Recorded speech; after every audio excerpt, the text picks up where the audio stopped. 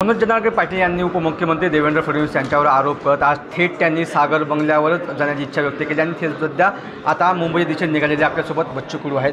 भाऊ, काय सांगाल, पहिल्या दिवसापासून तुम्ही जनांगेसोबत होते, आता त्यांनी थेट मुंबईकडे चाल केली, कसं बघतात?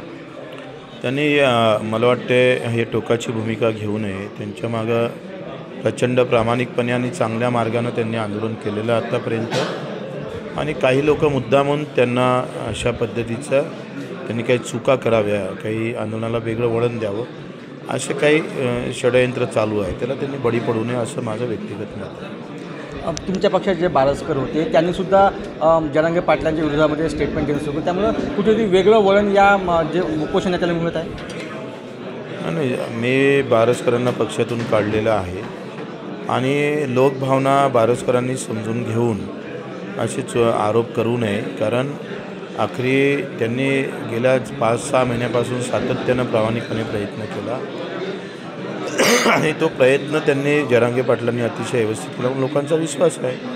आणि अशा वेळेस आपण जे आरोप करताय त्याच्यामुळे लोकभावना ज्या आक्रमक होत आहे, त्यांना असं वाटतं का हे षडयंत्र आहे आणि त्याचे परिणाम आंदोलनावर पडत आहे आणि समाजावर पडत आहे, तर त्यांनी हे टोकाच्या आणि असे चुकीचे आरोप करून पुन्हा त्याला आग लावण्याचं काम बारसकरांनी करू नये अशी विनंती आहे।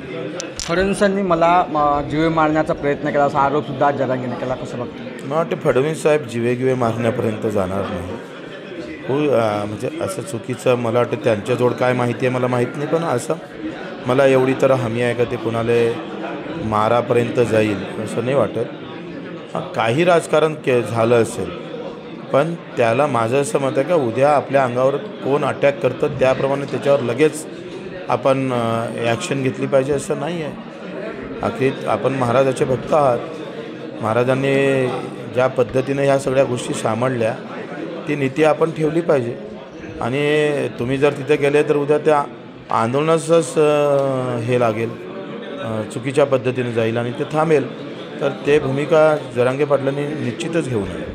पहिल्या दिवसापासून तुम्ही सरकार आणि जरांगे पाटलांमध्ये मध्यस्थी केली होती, आता त्यांनी टोकाची भूमिका केली, तुम्ही आता उद्या त्यांना जाऊन काही मध्यस्थी कराल?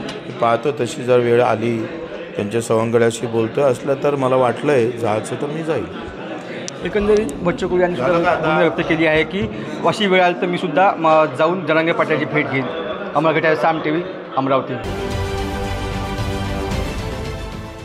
देश विदेशातील प्रत्येक घडामोडींचे लाईव्ह अपडेट मिळवण्यासाठी आता साम टीव्हीच्या सर्व सोशल मीडिया प्लॅटफॉर्मला लाईक, फॉलो आणि सबस्क्राईब करा।